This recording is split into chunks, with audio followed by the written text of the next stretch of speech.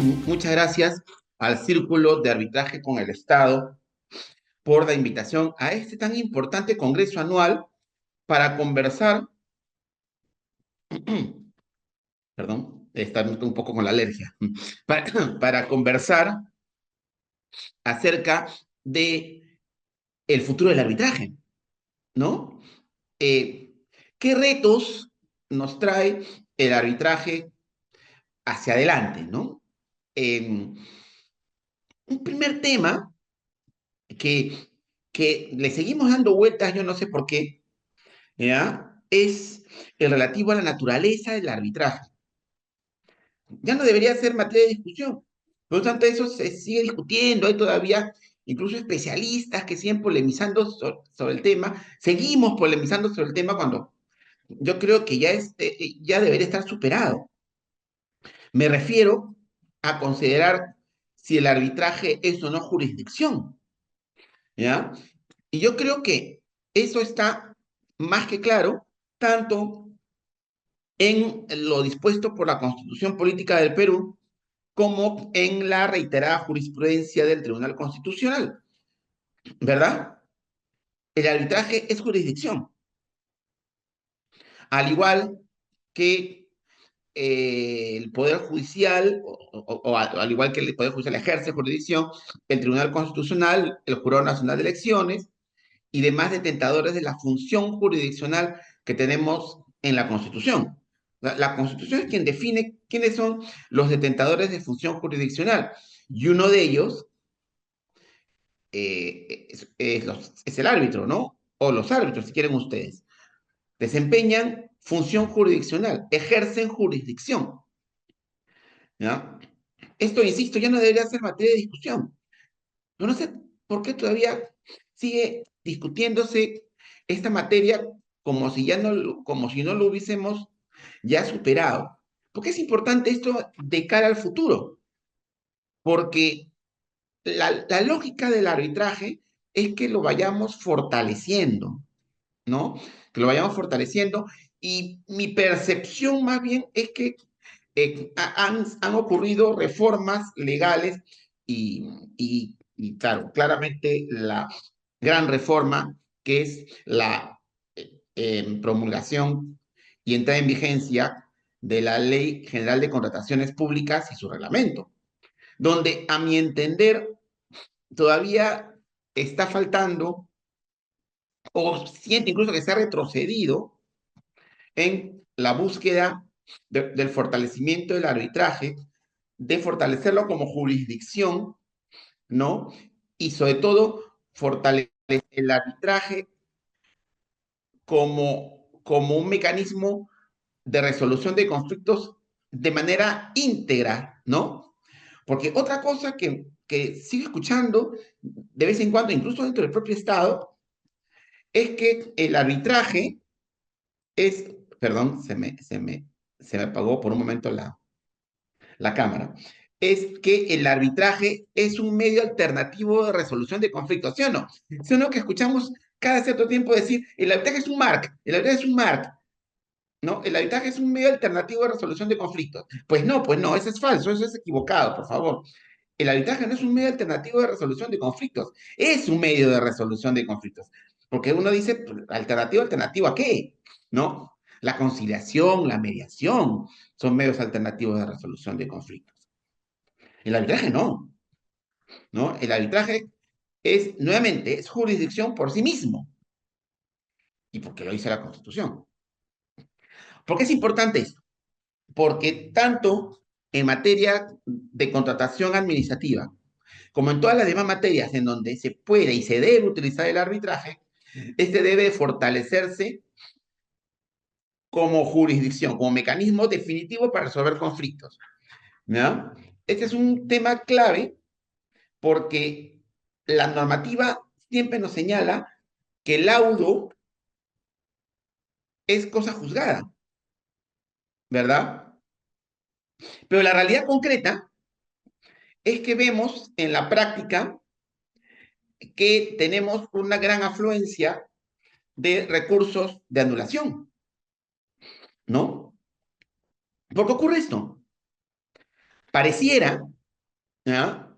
Hay estudios que se están realizando sobre el tema, pareciera que tenemos más recursos de anulación y más anulaciones que antes, ¿no? Con cargo a seguir investigando sobre el tema, yo creo que ahí hay que hacer un análisis exhaustivo para determinar qué es lo que está pasando y por qué tenemos más anulaciones o más laudos anulados, ¿ya? Es importante hacer este análisis porque la naturaleza del arbitraje, en tanto jurisdicción, implica establecer mecanismos de fortalecimiento. Por ejemplo, ¿cuándo procede el recurso de anulación? Tener claro, tanto legal como jurisprudencialmente, cuándo procede el recurso de anulación. Por ejemplo, procede tal cuando el laudo ha sido emitido vulnerando la normativa en materia de contrataciones, ¿no? ¿Qué dice la jurisprudencia sobre el particular? ¿Qué dice la doctrina sobre el particular? Hagamos una evaluación, porque el concepto que está detrás de la anulación, tanto en la Ley General de Contrataciones Públicas como en el decreto legislativo 1071, nos deja pensando, ¿ya? En efectivamente cuál es el ámbito de acción o hasta dónde llega el recurso a anulación, ¿no? No puede convertirse en una segunda instancia. Y la preocupación que siempre hemos tenido, aquellos que hacemos arbitraje, es una preocupación legítima. Oye, pero ¿cómo hacemos para que el recurso de anulación no sea un, una segunda instancia y que funcione únicamente para efectos de determinar si se ha vulnerado el proceso como tal? No entrar a discutir el fondo de la controversia. Pero yo he visto últimamente algunos recursos de anulación, o las sentencias en recursos de anulación, en donde efectivamente se ha discutido el fondo de la controversia. Claro, lo que pasa es que a veces, pues, la posibilidad de pasar de un lado a otro puede no percibirse porque, por ejemplo, podemos estar discutiendo acerca de la motivación, ¿no? O sea, podemos decir, oye, acá no se ha motivado correctamente, ¿ya? Y ahí, pues, podríamos estar discutiendo un tema de fondo, un tema del razonamiento empleado por el tribunal arbitral para poder resolver un caso concreto, ¿no? Entonces, ya ahí nos comenzamos a preocupar, y ahí comenzamos a sentir que hay una suerte de activismo judicial en esa materia. No estoy afirmando necesariamente que exista actualmente, o sea, que haya este activismo judicial. Lo que estoy pidiendo es que hagamos un análisis concienzudo para determinar si en general en el arbitraje, y sobre todo en materia de contratación administrativa, eh, se está más bien utilizando o se pretende utilizar el recurso de anulación como una segunda instancia. Hay chapas, cerrojos que se han puesto en este caso, ¿no? Pero y ¿cómo lo hacemos, no? Porque otra vez, y acá ya es una preocupación general, otra vez existe la sensación que las reformas en materia de contratación administrativa y sobre todo en materia de arbitraje se hacen pensadas en el Estado. O sea, para proteger, tutelar al Estado, parte débil de la relación. Es sarcasmo, ¿ya? O sea, cuando más bien lo que tenemos que procurar es que lo que resuelva el árbitro, asegurar que lo que resuelva el árbitro sea lo más imparcial posible. Porque hay todavía esta visión errónea que el hecho que el arbitraje se emplee obligatoriamente en la contratación administrativa perjudica al Estado, ¿no? Sino que hay también esa idea que va y viene, ¿no? Díganme que no han visto eso, ¿no? Hay una idea que va y viene sobre, o que nos dice que en el arbitraje al Estado no le va bien. Bueno, sí, hay veces que le va bien, hay otras que no le va bien, unas son de cal, otras son de arena. Pero muchas veces al Estado no le va bien en los arbitrajes porque pues, no tiene razón, ¿no? Yo estoy justo emitiendo un laudo en estos días, no puedo decir las partes, evidentemente, en donde sí, pues, el, el, el Estado no tiene la razón en este caso particular, ¿ya? No es que el arbitraje sea malo para el Estado, es más eficiente, ¿no? Es más eficiente incluso para el Estado, ¿verdad? Porque mi percepción y la de varios otros que han escrito sobre el tema es que si las controversias en materia de contratación pública se sometían al Poder Judicial, al Estado le iría peor, ¿no? Entonces, ahí tenemos un problema serio que hay que analizar con cuidado, ¿no? Hay que analizar con cuidado y en general, ¿no? Pero en particular en el caso del recurso de anulación, mi percepción es que la regulación del recurso está pensada en proteger al Estado, ¿no? ¿No? Me da la impresión que es más fácil presentar un recurso de anulación si soy Estado a presentar un recurso de anulación si soy contratista. ¿No les parece? Revísenlo, ¿ya? Revísenlo y lo podríamos discutir, ¿no? Mi percepción, en verdad, es que el llegar al Poder Judicial es más fácil si es Estado que si es contratista, ¿no? Entonces, el mensaje oye, Estado, a ti te lo vamos a facilitar, ¿ya? Para defenderte, para que te defiendas con mayor, digamos, capacidad del resultado adverso en un proceso arbitral, ¿no?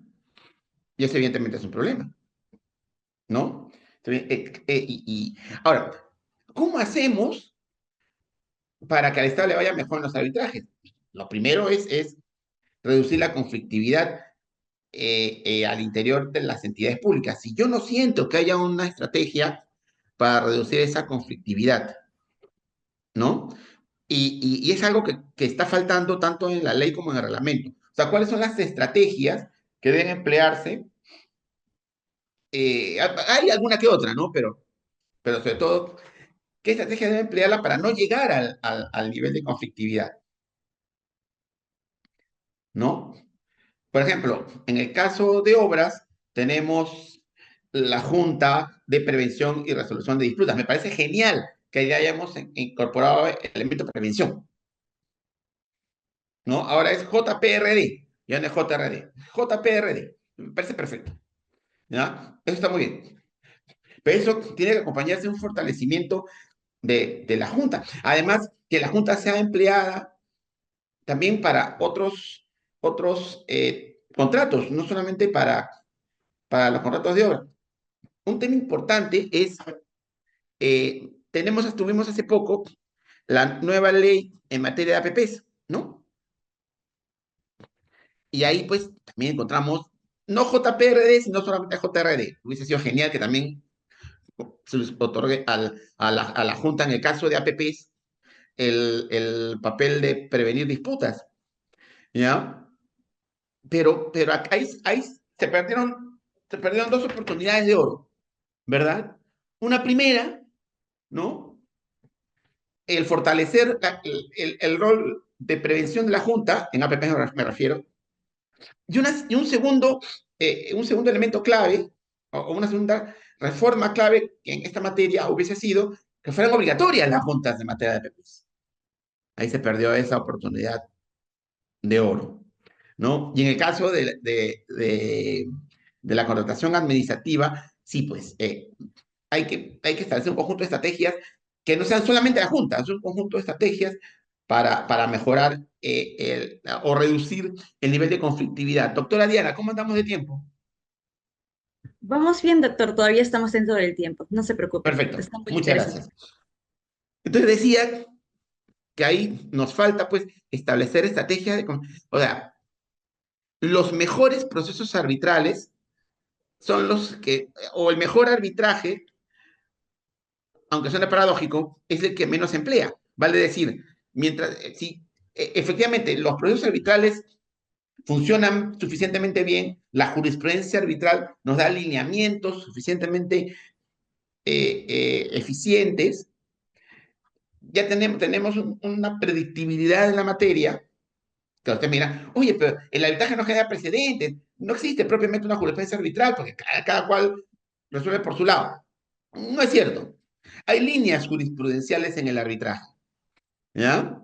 Entonces, y me generan cierta predictibilidad, no perfecta, pero sí debe generarse cierta predictibilidad. Y entonces eso me tiene que llevar a que la administración pública, ¿ya? Conociendo el posible resultado de un proceso arbitral, ya no se enfrasca en el conflicto, lo busca resolver a través de una conciliación, por ejemplo, ¿verdad? Entonces, ahí tenemos pues un interesante mecanismo para reducir la conflictividad a través del arbitraje. Ustedes me dirán, oye, pues es bien indirecto. No tanto, ¿no? Porque la autoridad administrativa va a decir, oye, pero sí, pues, en estos casos normalmente las entidades pierden. En este tipo de situaciones normalmente las entidades pierden. ¿Para qué complicarnos la vida? Mejor llegamos a un acuerdo con el contratista, ¿no? Pues claro, porque el contratista probablemente me está pidiendo A más B. De repente yo puedo llegar a un acuerdo con él para, pues, que ocurra A. Porque de repente hago mi prognosis y en el proceso arbitral, el tribunal arbitral va a ordenar A más B, o A más la mitad de B, o A más la tercera parte de B. En cualquier circunstancia, va a ser mejor llegar a un acuerdo con A, ¿sí o no? ¿Verdad? Entonces ahí es clave, ¿no? Hacer un análisis de tipo estratégico, ¿ya? Que es algo que me parece a muchas entidades les está faltando todavía. Lo bueno es que es algo que podemos aprender, ¿no? En gestión pública, en gestión en general, en materia de gestión, y esto está arraigándose cada vez más en la gestión pública, está el concepto de aprendizaje organizacional, en el concepto del cambio organizacional, ¿no? ¿Qué cosa es el aprendizaje organizacional? Ese conjunto de técnicas que permiten a la entidad incorporar conocimiento, tal como las personas aprenden, tal como las personas interiorizan conocimiento y además interiorizan las estrategias para poder procesar ese conocimiento para obtener mejores resultados, las organizaciones también. Cualquier organización, o sea, piensen en cualquier organización, desde un club de fútbol hasta un ministerio. Pero ¿qué pasa en particular en el aprendizaje organizacional de la administración pública? Que esto se enfoca, uno, en mis clientes, que serían cuáles son los administrados respecto de los cuales presto los servicios, y simultáneamente el interés general, ¿no? O sea, tutelo a los administrados, tutelo el interés general. Entonces, el aprendizaje organizacional me va a permitir mejorar ello. Ahora, ¿esto qué tiene que ver con el arbitraje? Mucho. Porque si los procesos arbitrales son cada vez más eficientes, si hay un nivel de eficiencia de los procesos arbitrales y un nivel de confianza, sobre todo en el arbitraje, las técnicas de aprendizaje organizacional van a permitirle, va a permitir a las entidades, ¿ya? Evitar en la medida de lo posible los conflictos. Claro, ustedes me dirán, oye, menos trabajo para los árbitros. Sí, pues, ¿no? Inevitablemente, ¿ya? Porque lo que vamos a tener acá es, o lo que necesitamos tener es una eficiente o mecanismos eficientes para resolver los conflictos, ¿ya? Y esto es clave porque así pues vamos a evitar tener tantas obras paralizadas, ¿no? Es la verdad, tantas horas paralizadas. Creo que ahora sí estoy en tiempo, ¿verdad, Diana?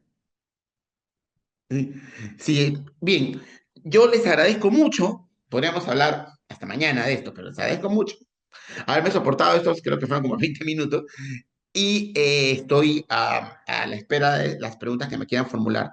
Muchas gracias. Muchas gracias, estimado doctor, por su importante intervención en este tema trascendental para el fortalecimiento del arbitraje, como bien mencionó, en tanto mecanismo de resolución de conflictos de naturaleza definitiva, sobre todo de cara a la realidad de los recursos de anulación del agua. Asimismo, me complace también presentar al distinguido doctor Piero Leiva García, cuyo tema a desarrollar se titula Retos para el reglamento en la nueva ley de contrataciones públicas. El doctor Piero Leiva García es abogado por la Universidad Continental, habilitado por el Colegio de Abogados de Lima Sur, Perú. Cuenta con un curso de arbitraje internacional comercial por la Universidad de Alcalá de Henares, Madrid, España. Curso de Privacy Law and Data Protection y de Effective Compliance Programs por la Universidad de Pensilvania de los Estados Unidos de América. Curso de European Business Law Competing in Europe por la Universidad de Lund de Suecia. Máster en Derecho Constitucional por la Universidad de Castilla-La Mancha, España. Egresado del Máster de Asesoría Jurídica de Empresas por la Universidad de Málaga, España. Bienvenido, doctor Leiva García. Buenas noches. Es un gusto contar con su presencia y le cedo el uso de la palabra por un espacio aproximado de 15 minutos. Adelante. Muy buenas noches por Perú. Bueno, aquí en Europa ya 2:40 de la mañana. Me permití escuchar atentamente, aún con el tiempo, las ponencias de los demás compañeros y compañeras. No obstante ello, pues agradezco la gentil invitación a tan magno evento como lo es del octavo Congreso de Contratación Pública y Arbitraje, organizado por la prestigiosa institución académica CAE, Círculo de Arbitraje con el Estado. Y como decía, es un privilegio estar hoy aquí para exponerles sobre un tema que no solo es de vital importancia jurídica desde esta modesta ponencia, sino que también tiene un impacto directo en el desarrollo de nuestro país, ¿no? Y es por eso que nos toca hablar respecto de los retos del arbitraje con el Estado en el nuevo marco de la Ley 32069. Para muchos y muchas, el arbitraje pues es un mecanismo técnico, es un mecanismo especializado, pero en nuestro país se ha convertido pues en una pieza fundamental para la ejecución de proyectos, digamos, de infraestructura, de servicios públicos, de bienes en general. De hecho, es la vía para resolver las controversias que surgen entre el Estado y los contratistas, garantizando o cuando menos sustentando la continuidad de la misma, ¿no? Sobre todo cuando hablamos de obras fundamentales. Sin embargo, en el escenario que les vengo comentando, el mismo está cambiando. Esto, pues, como sabemos, con la reciente derogación de la ley 30225 y la entrada en vigencia de la nueva ley vigente, ahora mismo, valga la redundancia, 32069, y su reglamento, el Decreto Supremo 009-2025, nos enfrentamos a un nuevo capítulo. Entonces, entendemos que ahora no es un simple cambio de número de ley, como muchas veces se lo digo a mis estudiantes en las distintas casas de estudio a nivel del Perú, es un cambio de paradigma más bien, que trae consigo pues principios, procesos y responsabilidades que, digamos, van a desafiar las prácticas arraigadas del arbitraje. Entonces, dicho esto, la pregunta que hoy nos convoca el día, bueno, que nos convoca es, ¿están nuestros árbitros, conciliadores, adjudicadores, abogados, ¿no? Y las instituciones en general preparados para estos nuevos retos? Esa sería la pregunta que en síntesis resumiría esta modesta ponencia. Entonces, bueno, en los próximos minutos vamos a analizar de entre un bagaje bastante amplio de los retos, ¿no? ¿Cuáles son aquellos cuatro que yo he podido, digamos, elucubrar y que considero clave ¿no? Desde la compleja coexistencia de estas normas hasta, digamos, la necesidad urgente, ¿no? De una mayor transparencia y especialización en el fuero arbitral. Entonces, mi objetivo es que al finalizar esta breve pero sustancial exposición, tengamos pues una visión un poquito más clara de los obstáculos que enfrentamos, pero también de las oportunidades que tenemos para poder fortalecer el arbitraje como un pilar de seguridad jurídica y, por qué no decirlo menos, el desarrollo de nuestro país. Muy bien, a partir de la premisa de que con la promulgación de la Ley 32069, Ley General de las Contrataciones Públicas, se ha marcado un hito en el marco legal de las contrataciones del Estado. Esta nueva ley, como bien los está mencionando, no solamente ha derogado la 30225, sino que también ha introducido, como reitero, cambios significativos en los procesos de contratación y resolución de disputas. Entonces, uno de los aspectos a lo mejor más relevantes de esta normativa es pues su impacto en el arbitraje como un mecanismo, reitero, crucial en la resolución de conflictos contractuales. Bajo esto, en esta línea, eh, me atrevo a precisar el primer gran reto que he podido encontrar. Se circunscribe pues en la coexistencia normativa y además en la correcta interpretación de la disposición complementaria transitoria del nuevo reglamento de contratación con el Estado, que es el Decreto Supremo 009, ¿no?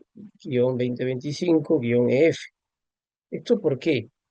Porque esta disposición va a establecer, de hecho establece, que la nueva ley se aplica a los procedimientos de selección, digamos, iniciados a partir de su vigencia.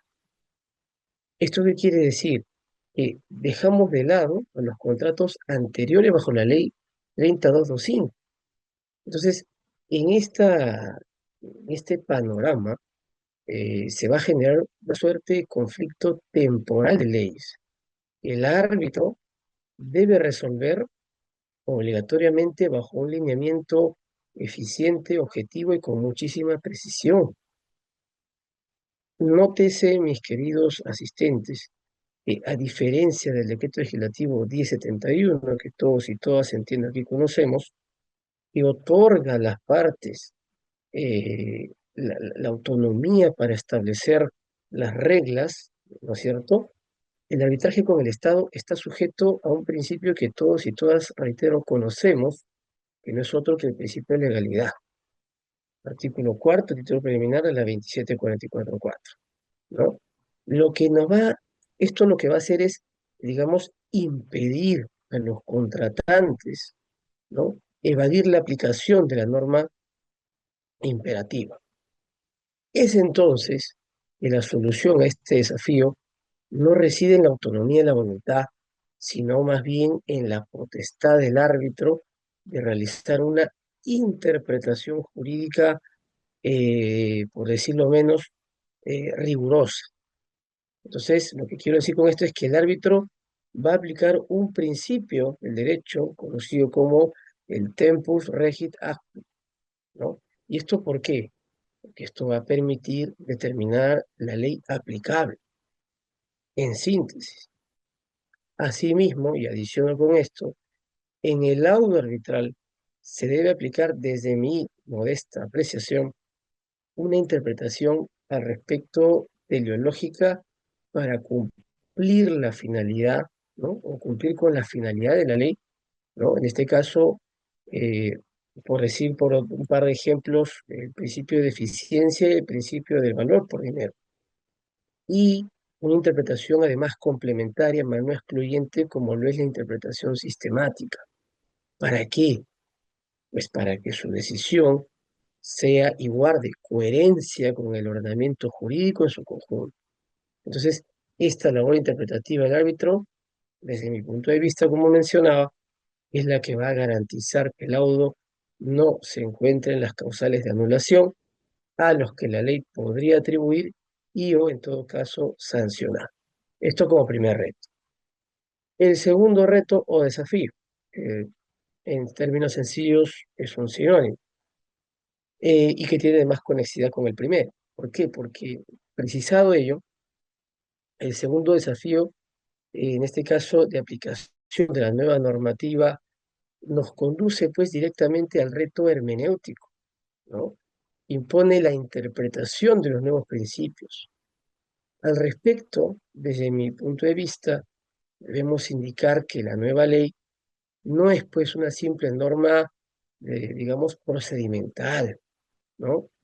Sino que va a incorporar en sus articulados nuevos principios, como por ejemplo, y lo mencioné hace un minuto, la gestión por resultados, ¿no? Y el valor por dinero, que son los que a mí me han llamado muchísimo la atención, muy parecidos además a la ley de computaciones española. Entonces, estos dos principios, que son de carácter finalista y a lo mejor teleológico, exigen una labor de integración normativa. De hecho, yo sugeriría que esta sea una suerte de moda ecuménica a efectos de su interpretación y que además va a ir más allá de la literalidad del contrato. Entonces, aquí hay un matiz, porque a diferencia del decreto legislativo 1071, que a lo mejor se basa en la autonomía de la voluntad por antonomasia, por definición propia, el árbitro bajo lo expuesto en un arbitraje con el Estado debe operar en un régimen híbrido, donde su razonamiento, como todos y todas conocemos, debe armonizar el derecho contractual con el derecho administrativo. Frente a este reto, la solución que se propone, reitero, es la especialización, de tal manera que los árbitros deben contar con conocimientos en materia de contrataciones públicas, derecho administrativo, tal cual exige la nueva normativa. Entonces, así, desde el punto de vista de la academia, y esto de manera complementaria con los centros de arbitraje, porque hay que mencionarlo de manera insoslayable, deben pues liderar el desarrollo de una doctrina, digámosle, arbitral sólida, homogénea y que se rija bajo una predictibilidad, ¿no? Entonces, sobre estos principios, ¿no? Y proporcionando a los árbitros las herramientas intelectuales para una correcta aplicación del mismo. Dicho esto, un tercer desafío analizado a partir de todo lo hasta aquí esbozado es que vamos a encontrar a lo mejor al tema del principio de la integridad como un principio rector de la contratación pública, de tal manera que se ha elevado, ¿no? Con esta nueva ley de una aspiración a una exigencia pues netamente obligatoria. ¿Esto qué va a implicar? ¿Esto qué quiere decir? Bueno, esto va a implicar evidentemente un cambio fundamental en la percepción del arbitraje como el Estado. Así, por ejemplo, tenemos que, si bien el arbitraje es tradicionalmente, como le mencionaba, un mecanismo de resolución de controversias, la lo inserta en un ecosistema mucho más amplio, ¿no? De prevención y de lucha contra la corrupción. Dicho esto, refiero que digamos, este desafío se circunscribe a la pregunta de, por ejemplo, eh, cómo garantizar que el arbitraje en su práctica, digamos, diaria, ¿no? Se alinee con este nuevo estándar, ¿no? Entonces, esto va a crear un conflicto para los árbitros y los abogados, que deben ir justamente más allá del análisis puramente legal y a lo mejor, por ende, contractual, para considerar los riesgos de fraude y colusión. En esa línea, yo, por ejemplo, considero que la solución a este reto no se va a encontrar en una norma o en un artículo específico sino más bien en la adopción proactiva de una cultura de cumplimiento. Entonces, con esto, ¿qué les quiero decir? Por ejemplo, que las entidades públicas y las empresas, los contratistas, deben pues implementar programas de compliance, que incluyan cláusulas de integridad en sus contratos y que además extiendan la debida diligencia a la elección de árbitros y la conducción del proceso arbitral. Ahora, la OS, como organismo especializado, no puede ser ajena a esto, de tal manera que esta institución y los centros de arbitraje, bajo esta nueva normativa y su reglamento, deben establecer y actualizar todos sus mecanismos de transparencia en sinergia con lo precisado, así como, por ejemplo, la publicación de laudos anonimizados y a lo mejor la implicancia, ¿no?, de que el registro de árbitros no solamente sea una lista de nombres, sino además esta debe incluir, desde mi opinión y mi óptica, un sistema de advertencias sobre posibles conflictos de intereses recurrentes y así procurar una mayor trazabilidad de la participación de los árbitros en los distintos casos. Yo considero, dicho esto en líneas generales, que ello va a coadyuvar a mitigar el riesgo de colusión y a lo mejor la práctica conocida como el arbitrator shopping. En síntesis, la existencia del registro es el primer paso, como todos y todas nos queda claro, pero su fortalecimiento con herramientas de compliance y de manera proactiva, yo considero que sería el reto actual, ¿de acuerdo? Finalmente, porque el tiempo que nos queda es corto, como última reflexión dentro de este bagaje amplio que nos trae el tema de exposición, no podemos irnos sin considerar y mencionar el reto del concepto de sostenibilidad ambiental, que no es enteramente nuevo en las contrataciones públicas, lo sabemos. Sin embargo, el reto que plantea para el arbitraje bajo el concepto de esta nueva ley sí lo es. De hecho, en esa línea, la novedad pues no radica en el principio en sí, sino, yo considero, en su naturaleza pues obligatoria y su rango legal. ¿Y esto por qué? Porque antes de esta ley, la sostenibilidad era a menudo un criterio opcional, o a lo mejor un objeto o un objetivo de buena voluntad en los contratos. Entonces, si un conflicto surgía, por tanto podría considerarlo, pero no estaba legalmente obligado, ¿no?, a darle el mismo peso, el mismo tratamiento a las cláusulas monetarias, en términos sencillos, ¿no? Entonces, en esa línea, esta ley, la nueva ley, cambia este paradigma. Y lo cambia porque eleva la sostenibilidad a un principio rector de la contratación pública. Y entonces, ¿esto qué significa? Significa pues que el árbitro ya no puede ignorar este principio, que debe interpretar, que debe valorar y debe aplicarlo como si fuera una cláusula contractual, ¿no es cierto?, con fuerza de ley. Entonces, el dilema hermenéutico del cual estábamos hablando y de valoración del que hablamos eventualmente, ¿no?, es un desafío directo y novedoso que la nueva ley, ¿no?, impone al fuero arbitral. Desde mi óptica y frente a este nuevo reto, entonces, el rol del árbitro en materia de sostenibilidad y gestión ambiental bajo el nuevo marco legal es fundamentalmente, reitero, hermenéutico, integrador y a lo mejor de valoración. Entonces, en esa línea, bajo la ley 32069 y su reglamento, el árbitro ya no se limita a la simple interpretación de las cláusulas contractuales o de la ley de arbitraje. Su función ha evolucionado. Su función evoluciona, como lo hemos mencionado, hacia un rol, ¿no?, ecuménico, donde debe interpretar los principios de sostenibilidad y responsabilidad ambiental, que son ahora obligatorios de la misma manera que interpretaría una norma legal cualquiera.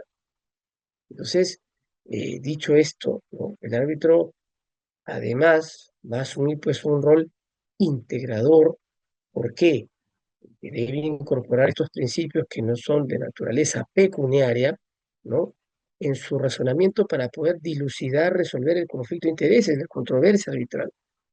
Entonces, esto significa, y con esto voy concluyendo, eh, que debe valorar las acciones de las partes no solo a la luz de sus obligaciones contractuales explícitas, sino también a la luz de los principios de gestión por resultados, valor por dinero, que hemos mencionado, ¿no? Pero que ahora incluyen criterios de sostenibilidad ambiental.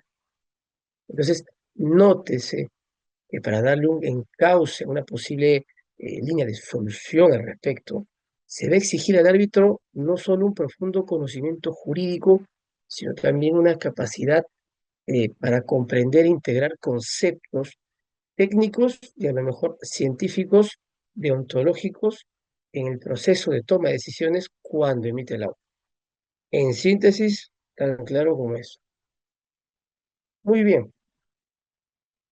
Mm, a manera ya de conclusiones, eh, solo me queda decir que a partir de los retos que hemos analizado de manera bastante puntual, pues se desprenden a lo mejor algunas conclusiones que van a, desde mi óptica, definir el nuevo paradigma del arbitraje. Entonces, el arbitraje, evidentemente, con el Estado, bajo la nueva ley. La primera conclusión a la cual puedo yo trasladarles es la evolución del rol del árbitro, que como hemos visto, deja de ser un mero intérprete de cláusulas contractuales para convertirse en un jurista multidisciplinario y proactivo. Eso es cierto. El árbitro debe dominar una herramienta avanzada para resolver los conflictos temporales de la norma. Eso también, desde el primer reto lo hemos mencionado. Debe poseer la capacidad de poder, digamos, valorar una prueba pericial, de ser el caso compleja, y a lo mejor estar preparado para poder integrar principios no pecuniarios como la sostenibilidad. Dicho esto, su labor ya no se limita a la resolución de la controversia, como hemos visto, sino que también va a contribuir a la consolidación de la seguridad jurídica en un contexto de cambio evolutivo constante, en primer término. En segundo lugar, es fundamental la conclusión de la transición del arbitraje de un fuero privado a un fuero de carácter público, porque el arbitraje con el Estado, si bien mantiene sus principios de independencia, siempre, y de hecho va a estar inexorablemente ligado a principios de orden público como los que hemos visto entre transparencia, gestión por resultados, integridad.